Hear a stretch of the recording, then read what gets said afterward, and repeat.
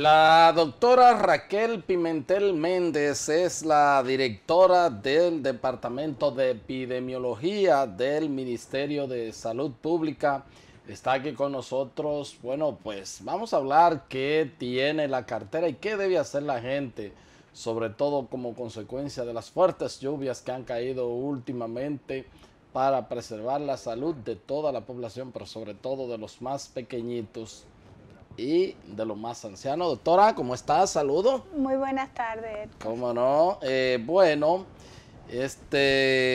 dígame qué tiene, qué operativo, pues, cuáles son las disposiciones del ministerio, sobre todo con respecto a estas inundaciones que se han producido y las consecuentes epidemias que pueden sobrevenir en las poblaciones afectadas con las inundaciones.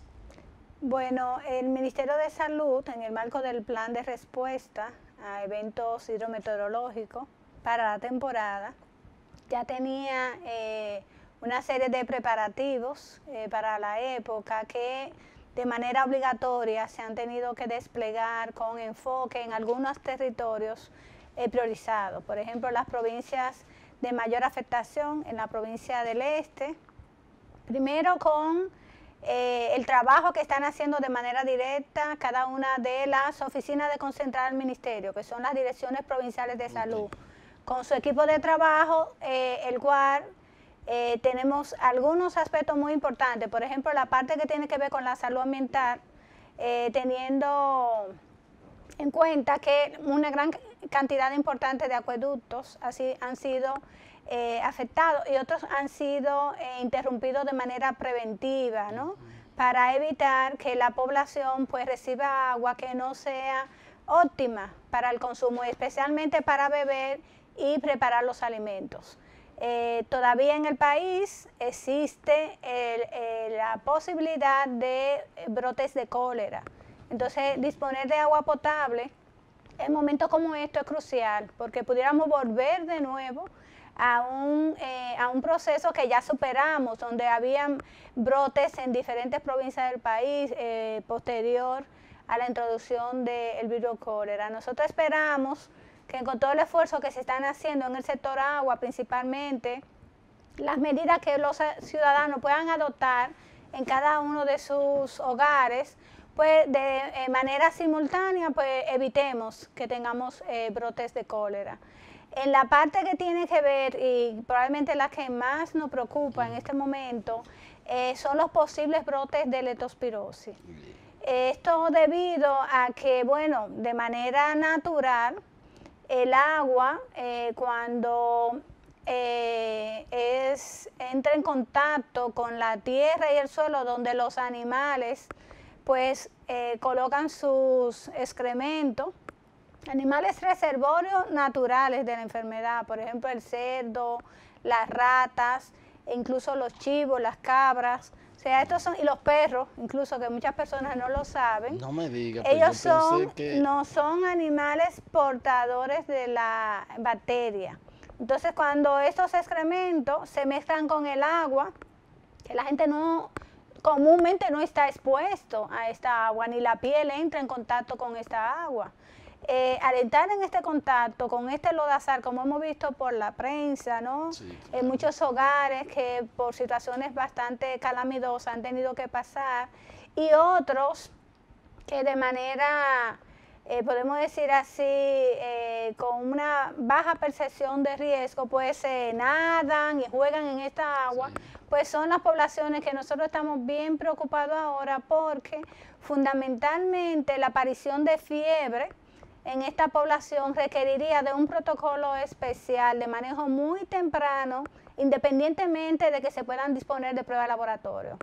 En el entendido de que es una gran cantidad de población que ha tenido que exponerse en esta situación, y entonces el ministerio está trabajando de manera directa para activar grupos comunitarios que puedan visitar de manera regular durante 30 días estos hogares para identificar casos febriles que no demanden atención y que la gente sepa que si se ha expuesto, se ha entrado en contacto con estas aguas contaminadas con lodazal, ya sea por obligación o por recreación, tiene necesariamente que estar atento de estos síntomas sospechosos de leptospirosis, que son síntomas fácilmente detectables por la población. Por ejemplo, doctora. La fiebre y el malestar general, o sea, el dolor del cuerpo y la fiebre. Con fiebre nosotros entendemos que es suficiente para empezar a administrar el tratamiento presuntivo de la enfermedad, que es un tratamiento muy sencillo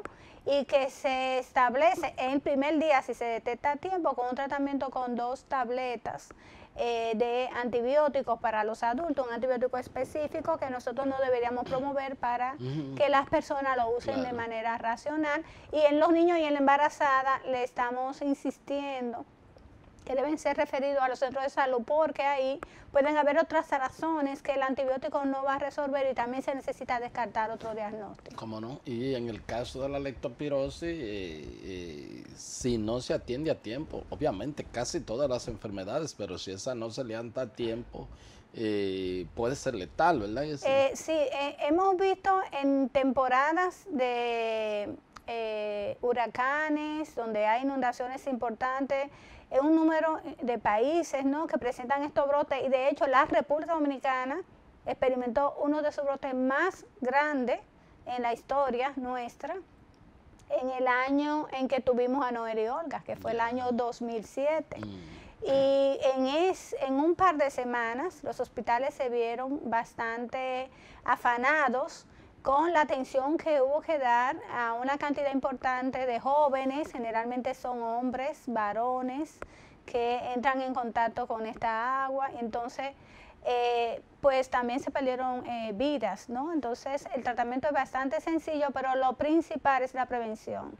Entonces, insistimos que en la medida de lo posible tienen que atender las llamadas que hace la Defensa Civil para evitar, o sea, tener que salir en situaciones críticas. O sea, hemos visto rescates donde las personas han sido rescatadas de áreas con inundaciones importantes. Ya esa es una exposición que está ahí y esa pudo evitarse.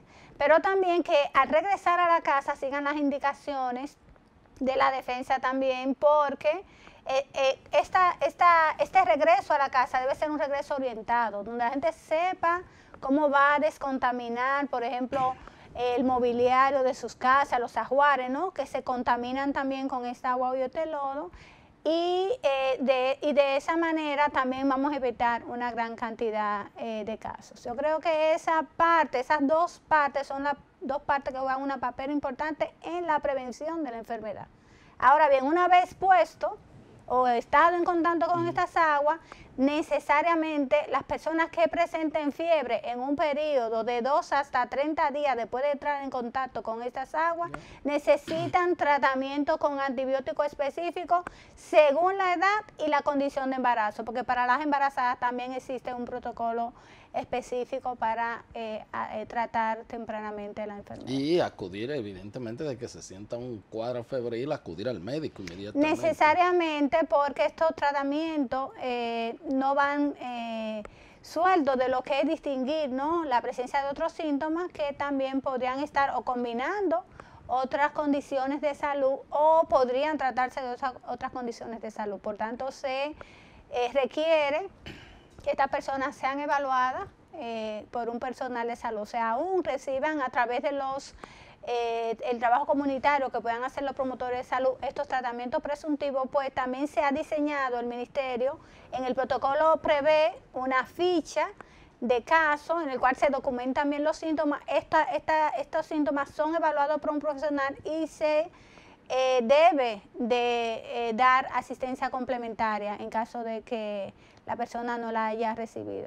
Pero ahí va mi pregunta, o sea, además de que, bueno, se le exhorta a la población y también los trabajadores comunitarios, pero el asunto es, y usted respondió algo de eso, o sea, hay en los hospitales la coordinación, en los centros asistenciales en sentido general, hay la coordinación de que entiendan, llegó esta persona, preguntarle si estuvo expuesto o no al asunto de contacto con agua, con lodo y todo esto, para de una vez y por todas saber cómo van a tratar, porque a veces quizás aún pueden llegar a tiempo y si en el centro de salud no se observa un protocolo de cómo tratarlo, también se puede perder mucho tiempo en eso. Ese es un punto muy importante, Héctor, porque la leptospirosis tampoco es una enfermedad muy común. Por eso se ha establecido, ¿no?, en la coordinación que tenemos tanto con el Servicio Nacional de Salud como con el sector privado a través de las direcciones provinciales de salud para poder llegar a las clínicas privadas también que están ubicadas en estas provincias, de que el protocolo de estas personas que lleguen con fiebre de zonas inundadas, por eso es importante preguntar a la persona dónde vive y si ha estado en zonas inundadas durante este mes. Hay que hacer mucho énfasis con eso porque en este mes esas personas que lleguen febriles a la emergencia deben de pensarse y atenderse en la enfermedad. Para eso se diseñaron varios mecanismos.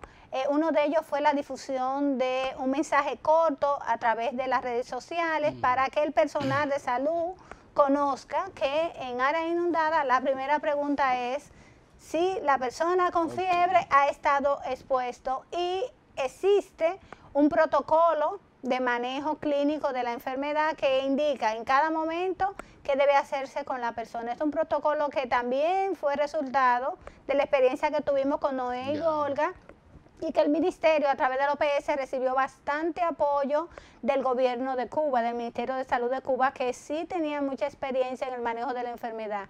Es un protocolo muy sencillo y que si el personal de salud en este momento, con un pensamiento epidemiológico, maneja estos casos febriles de acuerdo al protocolo, porque también tenemos que pensar que pueden haber otras enfermedades febriles, pero iniciar un tratamiento de manera presuntiva, independientemente de que estemos esperando el resultado laboratorio, puede salvar muchas vidas, si se apega bien, porque el protocolo es bastante sencillo.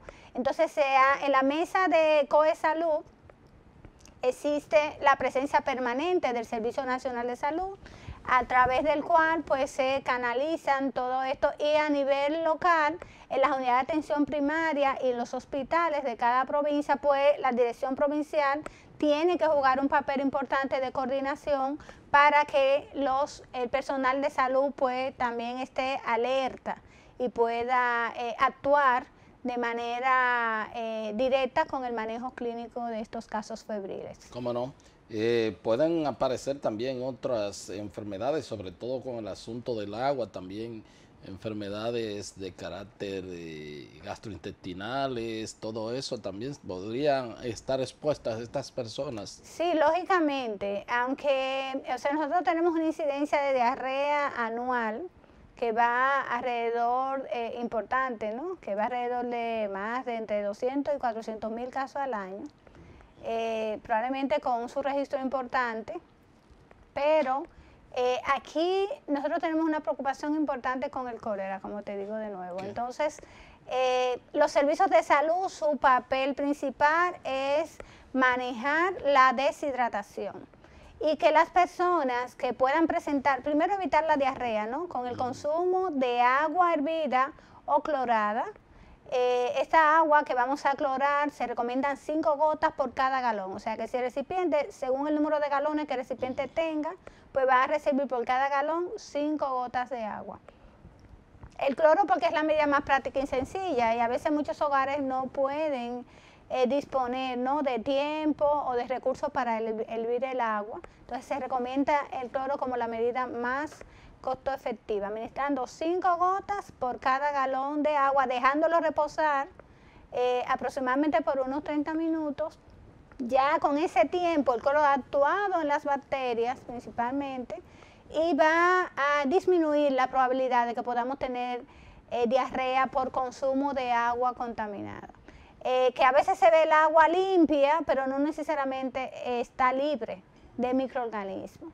La otra recomendación que hacemos de manera enfática es que los alimentos deben ser bien protegidos, mantenerlos refrigerados, pero cuando no tenemos esa opción, lo principal es que no adquiramos alimentos que requieran refrigeración. O sea, por eso es que el COE, desde que activa el plan, insiste en que preferiblemente que sean alimentos que no requieran refrigeración, porque la probabilidad de que en un lugar donde no haya energía eléctrica, alimentos sin refrigerar, después de 2 horas de estar en el medio ambiente, pues es muy potencial fuente de infección, porque las bacterias van a empezar a multiplicarse, porque tienen todos los nutrientes ahí.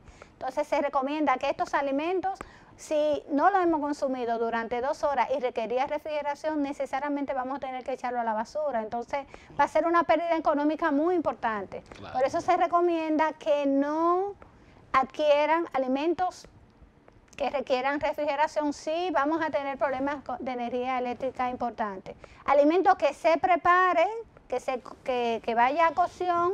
Una vez vaya a cocción, no debe tardarse más de 2 horas en consumirse. Entonces deberá prepararse la cantidad de alimentos que se va a consumir para que no queden restos para pola, como decimos los dominicanos. Sí, claro. Porque si no hay luz, si no lo podemos guardar en la nevera, y entonces el pola se hace muy tarde, porque a veces llegamos tarde del trabajo, de la escuela, pues la probabilidad de que esos alimentos se contaminen es muy alta. ¿Cómo no?